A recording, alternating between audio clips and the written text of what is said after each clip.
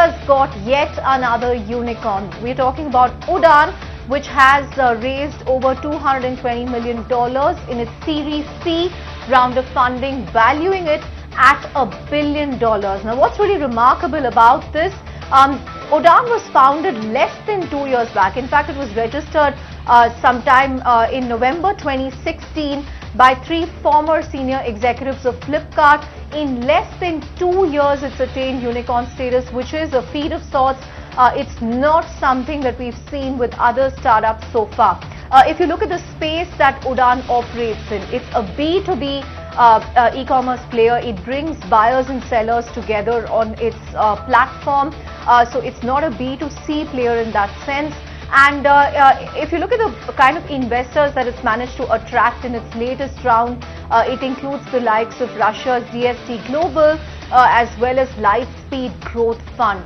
Now, Udaan was founded by Sujit Kumar, Amod Malviya and Vaibhav Gupta, all three who were with Flipkart at some point. So I guess this is yet another success story coming out of Flipkart. But for more perspective on what this means for the startup ecosystem in India and what Udaan's rise means, we have a very special guest joining us live from London, Bejul Somia, the Managing Director of Lightspeed India, one of Udaan's earliest investors as early as 2016 when they invested in Series A, joins us right here on Startup Central. Bejul, thank you so much for joining us all the way from London. A unicorn in less than 2 years. You know, your first reaction to this massive Series C round of funding, what it means for Udaan and Indian startups in particular. Sure. Look, I think financing events are really milestones on the way to building companies, and I think this is an exciting milestone. But it is just a milestone. There's a lot more to do. But it is recognition, I think, of the opportunities in the B2B space, of the scale that can arise from leveraging internet technology in some of these white spaces, and of course, the quality of the team here and what they've accomplished so far.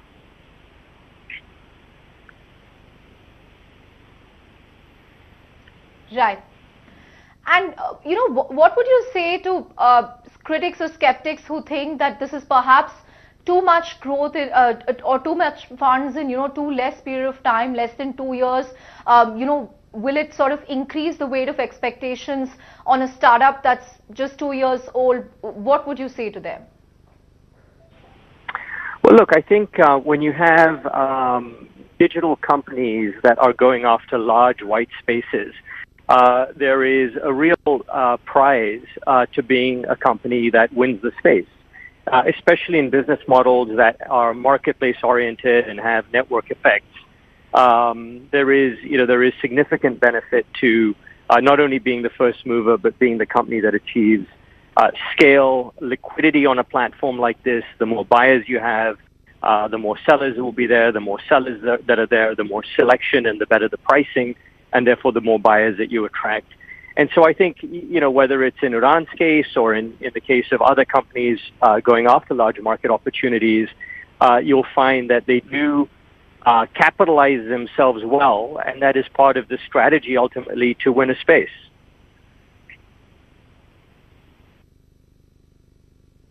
Right, right. If I look at the B2B space today, Bejul, some of the older players include the likes of a Power to SME and an IndiaMart. Some of the startups that perhaps Udaan competes with would include a ShopX and Off Business. What really sets Udaan apart? Is it, the fact that they've managed to perhaps scale up faster than any of their competitors in this category, lakhs of sellers on their platform in a month, in just about 2 years? Would that be the differentiator compared to competition, the way they've managed to scale up their business in a space that has a lot of potential? Yeah, look, I think all the companies you've mentioned are fantastic companies. And I think at a high level, it looks like all B2B is the same and one clubs it into the same bucket. But in reality, the strategies and the approaches targeted by each of these companies are different, and they're attacking different parts of the market. So I don't think this is about Udaan necessarily, being a better company than any of the others. I think just the strategy that they have employed, which is a true marketplace approach, the work they've done on the credit and logistics side, and obviously the scale that they've achieved, I think is the reason for the success that they're having. But again, I would say that it's targeted at a different opportunity set than some of the other companies that you mentioned. Right. And Bejul, do you see focus increasing in this segment? Because we're not just talking about startups anymore, but B2B is a space where you will have an Amazon business, a Metro Cash and Carry, larger rivals such as Walmart, Alibaba. People are talking about a Reliance that is looking to enter this space. So how is this going to pan out? We've seen this happening in the e-commerce, B2C e-commerce space, where it started out with startups, then you have international giants, and then you have a homegrown Reliance, all of them really facing off right now. Is a similar scenario going to play out in B2B as well? And, how do you see this playing out eventually? I think it's a great question. And I think the reality is that all large markets worth winning will see high competitive intensity. I don't expect this will be any different. Some of the companies that you've named.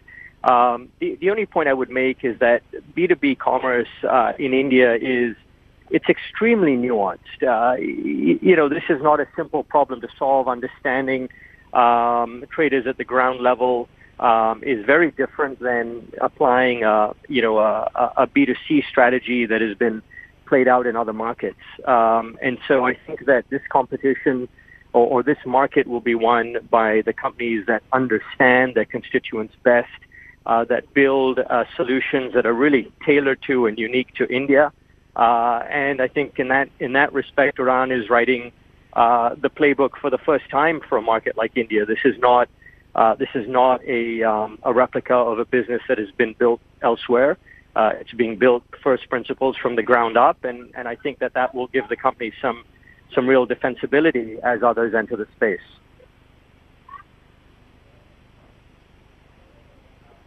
Right. Before we let you go, Bejul, this is the fourth unicorn to come out of India in 2 months. I mean, you might call it a financing event, but if I look at it, it's a huge shot in the arm. You've had Swiggy, Policy Bazaar, Freshworks, and now Udaan. It's an interesting mix of two B2C players, two B2B players, and this comes months after the Flipkart Walmart deal, which is probably the biggest exit for any VC in India. How do you view all these events together?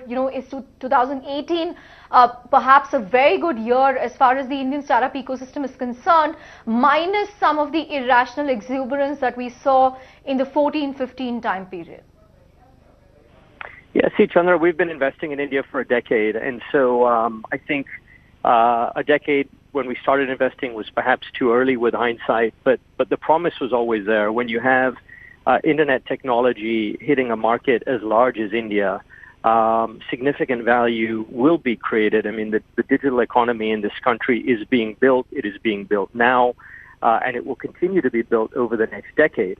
So just as we saw with the physical economy or the infrastructure economy getting built in the first part of sort of 2000, 2010, we're now seeing the digital economy get built. And when that happens in a country as large as India, I don't think we should be surprised by the value creation opportunity that exists.